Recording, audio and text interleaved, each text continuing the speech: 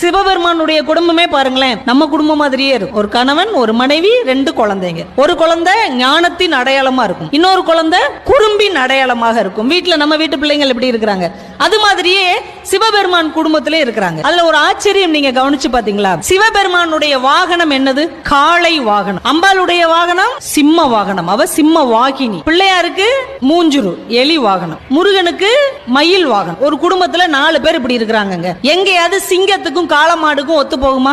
எங்கேயாவது ஒத்து போகுமா? ஒத்து போகாது. பாம்புக்கும் மயிலுக்கும் ஒத்து போகுமா? பாம்புக்கும் எலிக்கும் ஒத்து போகுமா? மயிலுக்கும் எலிக்கும் ஒத்து போகுமா? ஆனா 4 பேர் இதைத்தான் வாகனமா வச்சிருக்கிறாங்க. ஆனால் 4 பேரும் ஒரு குடும்பத்தை சேர்ந்தவர். இந்த சிவ குடும்பம் நமக்கு என்ன கற்றுக் கொடுக்கிறது?